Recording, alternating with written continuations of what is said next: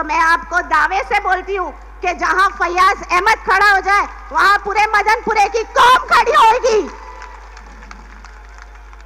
तो बिल्कुल आप चुनिए, आप किस शख्सियत को देखना चाहते हैं अपना रहबर, और किसके पास आप जाना चाहते हैं अपनी प्रॉब्लम्स लेके। रात के 12 बजे भी अगर हम जाना चाहे तो इस शख्सियत के बाद हम बहुत अच्छे से जानते हैं, और हम बता दें कि हम माँ बहनें अगर इंशाअल्लाह मौका मिला तो हम अपनी जान तक देंगे फैयाज अहमद के लिए। मैं सादिया आपा से गुजारूंगा 2 मिनट के लिए खाली अपनी आप बात रखें, वक्त की कमी है। सादिया आपा सिर्फ 2 मिनट के लिए अपनी बात रखें। ये मुंबई बाग के अंदर नीलोफर आपा, मुंबई बाग के अंदर इन्होंने ख्वातीन के लिए जो एक टीम बनाई थी, बहुत अच्छा काम किया था। नीलोफर, अस्सलाम वालेकुम, आदाब सारे मेरे भाई बहन जो यहाँ पे आए हैं, बहुत बहुत शुक्रिया।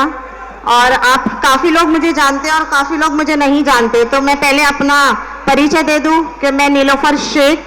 जो एक सोशल वर्कर है और इसी इलाके में पैदा हुई और बड़ी हुई हूँ।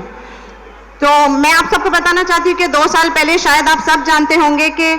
जो CA, NRC और NPR का सारा नाटक चला था, उस दौर 2 साल पहले कोविड के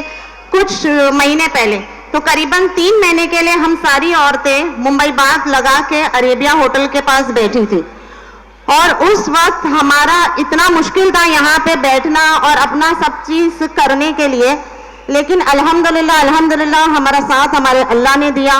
और उसके बाद हमारे साथ जो रहबरी किसी ने किया है वो है फैयाज अहमद खान। ये सिर्फ मैं आप लोगों को बोलने के लिए नहीं बोल रही हूँ, बल्कि मैं आप लोगों को बताना चाहती हूँ कि उस वक्त पे जब कौम की माँ बहनों को किसी शख्स की जरूरत थी, तो वो शख्सियत जो हमारे बीच में आज है, हम उनका बहुत शुक्रगुजार है कि उस वक्त हमारा साथ दिया था फैयाज अहमद खान ने। मैं आप सबको बताऊं, शायद आप सबको पता हो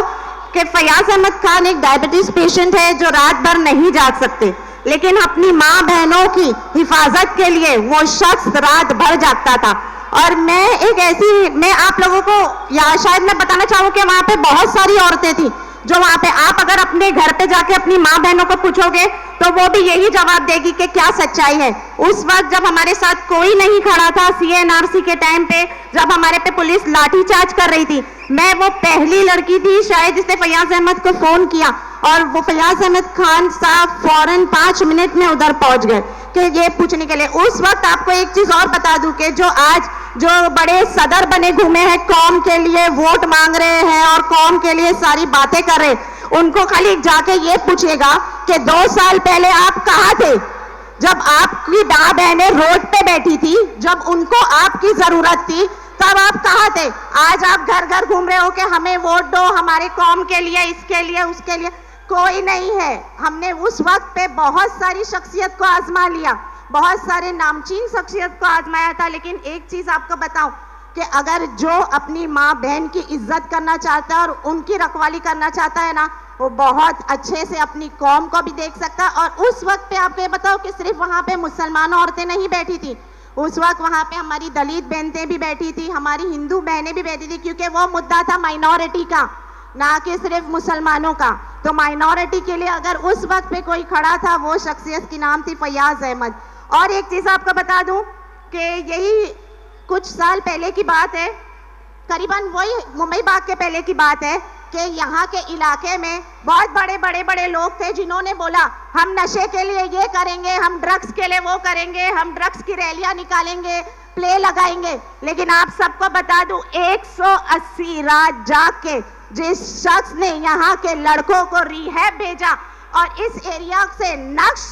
नशे की जो चीजें थी वो खत्म कराया, उस शख्सियत का नाम है फैयाज अहमद। और ये दोनों चीज के लिए मैं गवाह हूँ यहाँ, क्योंकि ये दोनों चीज मेरे सामने हुई, मेरे साथ हुई है, और यहाँ के बहुत सारे घर के लोगों ने दिल से दुआएं दी है फैयाज अहमद को। और दूसरी बात, ये दोनों काम के टाइम पे फैयाज अहमद ना कोई पॉलिटिकल लीडर था और ना ही कोई ओहदा या पावर था, लेकिन आज भी मैं बहुत अच्छे से जानती हूँ अगर फैयाज अहमद जहाँ खड़े हो जाए, आप बोलते हैं ना अमिताभ बच्चन की एक लाइन है, मैं जहाँ से खड़े हो जाए लाइन वहाँ से शुरू होती है, तो मैं आपको दावे से बोलती हूँ कि जहाँ फैयाज अहमद खड़ा हो जाए वहाँ पूरे मदनपुरे की कौम खड़ी होगी।